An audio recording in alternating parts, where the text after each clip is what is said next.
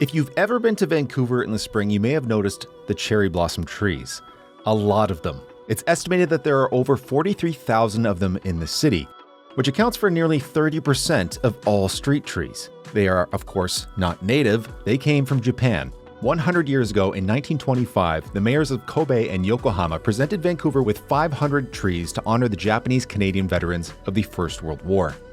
Those 500 trees multiplied over the following decades thanks to donations from Japanese Canadians until the tree became a core part of the Park Board's street tree planting strategy.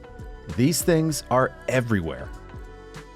My name is Nick. I talk about little things that move people, and today I want to take you on a little bike tour around the city I call home for some cherry blossom hunting. It really isn't hunting, it's more of shooting fish in a barrel situation, but if you want to explore the city and hit the top cherry blossom spots, the best way to do it is on a bicycle, and you pair that with the crowdsourced app Sakura in Van, and you are set. Now, where I'm going are by no means the best places to visit. I would recommend the Japanese Memorial Gardens at UBC, Van Dusen, or Queen Elizabeth Park. You'll find a ton of blossoms there, and the view of downtown is fantastic. Or, one of my favorites, 7th Ave, especially at Chocolate Park. The framed view of the city here is honestly one of the most underrated spots in this city. Where we start today is the Dunbar Southlands neighborhood. It's an absolutely beautiful spring day here in Vancouver, and the first place I'm going to is Dunbar and 29th here. And it's not because it's a particularly good spot, it is pretty good, but because it highlights the fact that these cherry blossom trees are everywhere in the city. The reason they are everywhere is because street trees planted prior to the 60s, elms, maples, chestnuts, and acacias, had branches encroaching power lines, roots heaving sidewalks, and even invading sewers. This led to the Vancouver Park Board adopting the blossoms to not only avoid such issues, but also create a more diverse streetscape. And you really see that. It's the reason why I'm not going to all the hot spots I mentioned earlier. It's to emphasize just how ubiquitous these trees are.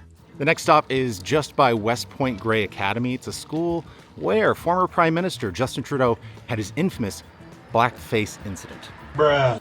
To get across the city, I used a lot of the bikeway network, a crisscross of streets chosen to guide the two-wheelers along routes that have softer grades, avoid major streets, and are sometimes treated with sharrows, signage, traffic calming like speed bumps, and one of my favorites, moto filters. While they are pretty good, I think they could be a lot better. My radical opinion about these bike routes is that there should be enough traffic calming so that any particular block is really only accessible for people who have business there in cars. Otherwise, if you're on a bike, if you're walking, you can just head on through.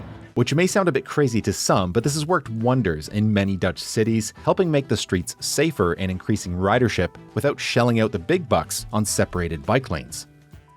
Continuing north, I came across blossom after blossom, eventually arriving at 8th and Trimble.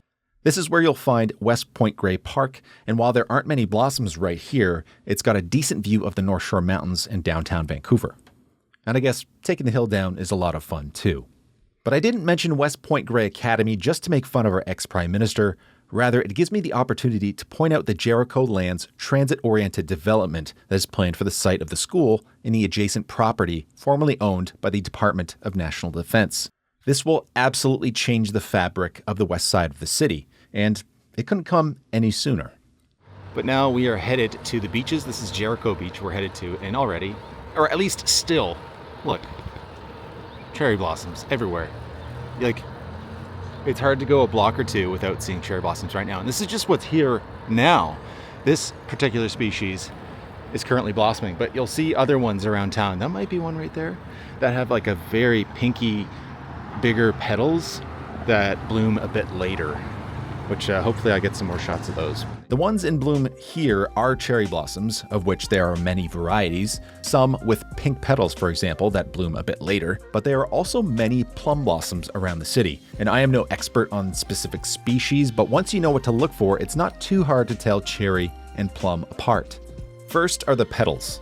There is a little indent at the tip of the cherry blossom petals where the plum has none. But the easiest way to tell plum and cherry apart is the bark, because cherry blossoms have what are called lenticels, transverse lines across the bark that are actually pores for gas exchange. And while the cherry blossoms are much more plentiful in the city at over 43,000, The plum blossoms are in ample supply at over 12,000. Combined, they account for over a third of all street trees in Vancouver. I keep feeling like I see better and better trees, but I think I just like them all. Once I arrived at Point Grey Road, I headed east until I made it to the most popular beach in the city, Kitsilano. This is also another brand new piece of paved infrastructure here along the beach. You can see this little barrier here. It used to be just Jersey barriers put in place, but they removed those and actually put down concrete, which I think is good enough. As you can see up here, there is a little modal filter there where it says the bike lane ends, and that little piece of concrete on the ground wasn't there at first, and drivers were turning right from this parking lot here onto the bike lane, which was a problem, but they put this here and I think it's been better. And just around the corner is the Museum of Vancouver in the H.R. Macmillan Space Center, which has a decent planetarium and hosts a few trees in the front. But you want to head to the back, facing Vanier Park and False Creek, because that's where you'll find a lovely little courtyard with a beautiful canopy in bloom. Now, I was going to head to Granville Island, but the seawall is actually closed just up ahead. So I'm gonna make a detour and actually head over Burrard Street Bridge instead. This bridge is actually one of the busiest bike crossings in North America. It opened in 2010 despite calls of a traffic apocalypse. It now sees well over 1 million riders every year, and that traffic disaster, well, it never came to pass. From there, I headed down Beach Ave to spot more trees along with one of my favorite views of English Bay. So we've reached Stanley Park here, and this is our final destination. And I'm gonna let Studio Nick tell you why, because I'm gonna mess it up. The why is because Stanley Park is the #1 place you need to visit if you want to see cherry blossoms in bloom. Now, I mentioned great spots at the top of this video, but if you're gonna go anywhere, this is it. You can ride the seawall to spot some blossoms with the backdrop of the mountains, the Lions Gate Bridge, and if you're lucky, catch a glimpse of some aquatic mammals.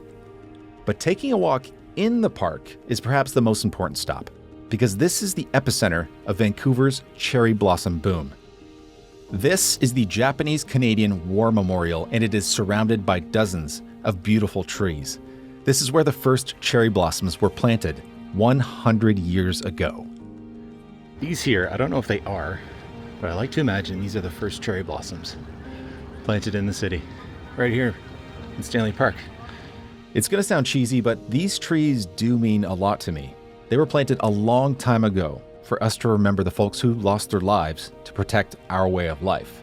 And the petals on the trees that we admire so much are fleeting, just as our own lives are in the grand scheme of things. And to me, it's a beautiful reminder.